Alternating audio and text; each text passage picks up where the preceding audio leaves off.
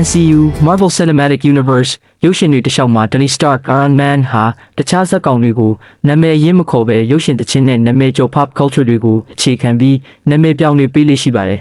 ။ဒီလိုခေါ်ဆိုရမှာ American ယဉ်ကျေးမှုတွေကိုအဓိကထားအသုံးပြုလိရှိပါတယ်။အောက်ပါဇယားမှာ Tony Stark က Avengers တွေနဲ့တခြားဇာတ်ကောင်တွေကိုပေးခဲ့တဲ့အထင်ရှားဆုံးနာမည်ပြောင်းများနဲ့သူတို့ရဲ့အဓိပ္ပာယ်တွေကိုရှင်းပြထားပါတယ်။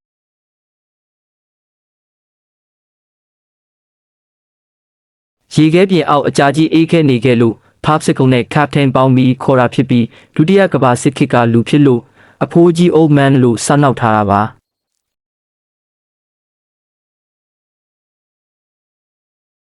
စပင်ရှီစတိုင်တူတဲ့ Point Break ရုပ်ရှင်ဇာတ်ကောင် Patrick Swayze နဲ့အဝါလွန်နေချိန်မှာ The Big Lebowski ဇာတ်ကောင်တို့နဲ့ခိုင်းနှိုင်းထားတာပါ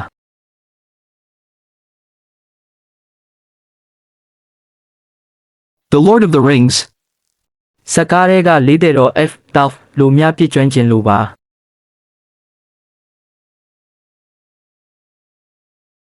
အေယာမအစိမ်းရောင်လူတန်ကြီးဖြစ်လို့ Jolly Green Giant ဆိုတဲ့ဟင်းသီးဟင်းရွက်တစ်စိမ့်နဲ့တင်စားတာပါ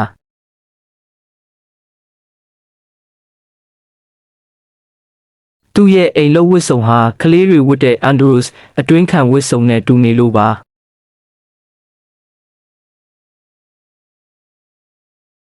ဦးနောက်စေးကြောခံရပြီးလူသက်သမားအဖြစ်အတုံးချခံရတဲ့တူညီသောနာမည်ရှိရုပ်ရှင်ဇာတ်ကောင်ကိုရည်ညွှန်းပါတယ်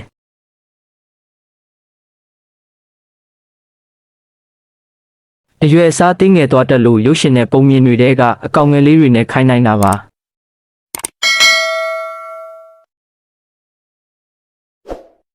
မော်ပညာသုံးပြီးနယူးယောက်မြို့ Blacker လမ်းမှာနေထိုင်လို့မျက်လက်စရာလို့နောက်ပြောင်တာပါ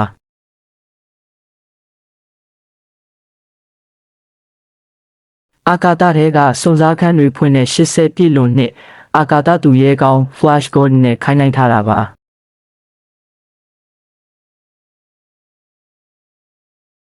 အယုတ်လုတ်တဲ့ဆိုင် Build-A-Bear ကအယုတ်တရုတ်ဂိမ်းတွေကဇက်ကောင်က Shadow နဲ့တူလို့ပါ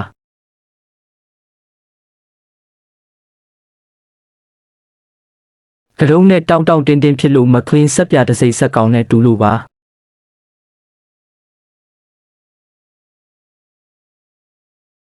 ဦးထုံမှာတမင်ဂျိုပါလို့ Reindeer နဲ့ဝစ်စားစင်ရင်မှုက Rockstar နဲ့တူလို့ပါ